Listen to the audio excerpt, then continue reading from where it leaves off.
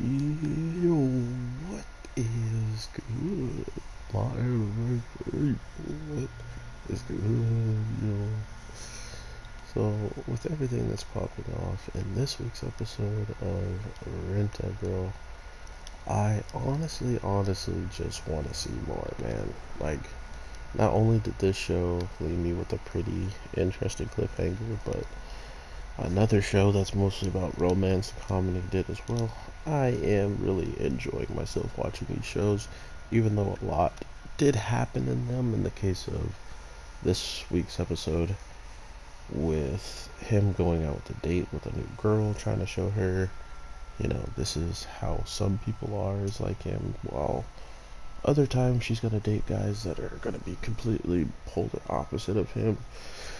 Um, there is some potential though for her, even though she's very klutzy, or shy, doesn't talk at all. Really, just is that silent type, by your side type of girl. But maybe that will change after knowing she is capable of doing it. Maybe she'll become the loud type. I don't know, but from what we see this week, that definitely is not happening anytime soon. Uh, but she does have a ridiculous amount of potential to actually do things the way that the people would want. And if she really wants to continue this line of work, she's going to have to really step it up, Because even at the end of this all, she says one thing pretty clearly and with a good smile, but it took all the way up to the very end of this week's episode to see something. So yeah, she's got a lot of work to do. She's not really good at any sports. Like, for instance, him taking her out was really good for her, because guess what? Now she knows what she's not good at. Now she knows what she should probably work on. If not work on, but if they take her on a date, she knows what she's gonna do when it comes to bowling, soccer. I don't think there was basketball, but they did a lot of different little uh, games and whatnot to kind of showcase. Yeah, she's not the most physical person in the world, especially with bowling. She's over there, but that was a good part about her too. Is even though none of those things were going in her way, what did she do? She still tried. She still pushed through it all, even though none of that stuff was actually working in her favor. So much respect there, and I'm looking forward to seeing her potentially show up more in the show.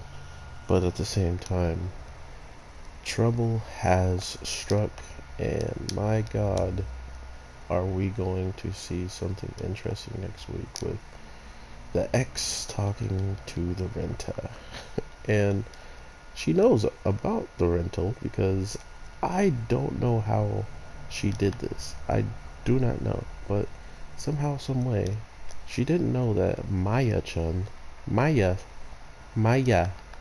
was going to be a girl. She pretty much was calling the Maya person a boy.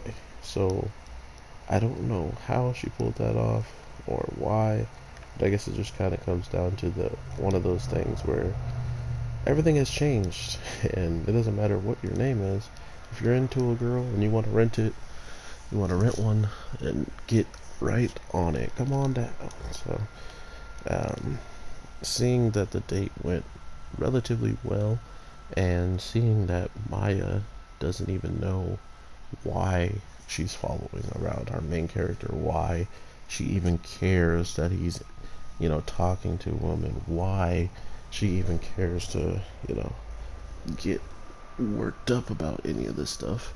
Seeing how she is the one who put herself in this situation. She's the one who actually made it so this was possible. So, being someone that's been at the other side of this, it annoys me to uh, no limits. Because if you break up with somebody, why does like anything or anyone that they talk to matter, right? That's just how I see it. If you're the one who took that final step in saying it's over, it's done, and whatever, I'm dipping. You're not going to hear from me. You're not going to be able to just, oh yeah, but by the way, I want to talk to you about it. No, like, I was here to be your everything, and now you want me to just be one thing, and that one thing I could be for you might not even help me get past you, get over you. So why the heck would I want to put myself in a situation, or someone that I fall for in the future? Why would I want them to be in a situation where they know about you or can meet you and supposedly we're friends? Nah, I ain't with any of that, especially when I'm the one who got broken up with. You have nothing to do with my life anymore, period.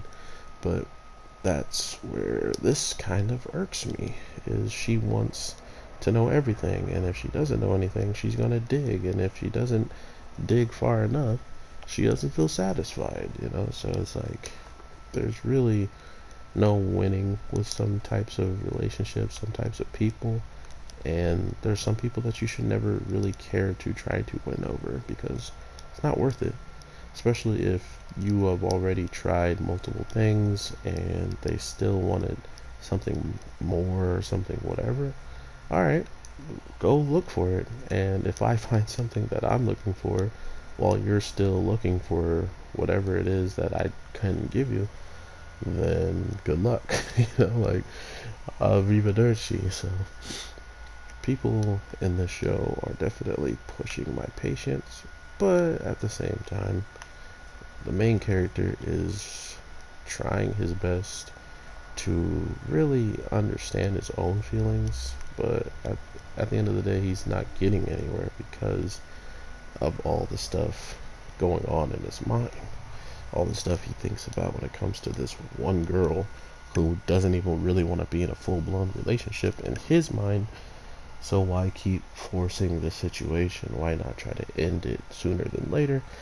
And of course we know why. It's because he actually cares, because he would actually want her to be the only one. But there lies the problem. He doesn't know if she would ever feel that way, does nor does her. I think she feels the same way. Like, I don't think she thinks he would feel that way either. So it's getting really interesting at the end of the day, and I'm really enjoying myself with Rent a Girlfriend. So let me know if you are as well. Let me know if you enjoyed the cliffhanger that's coming up for next week. And with all that being said, thanks for all the support. Your boy will be here grinding as always, and I will talk to you in the next one. So with that, peace.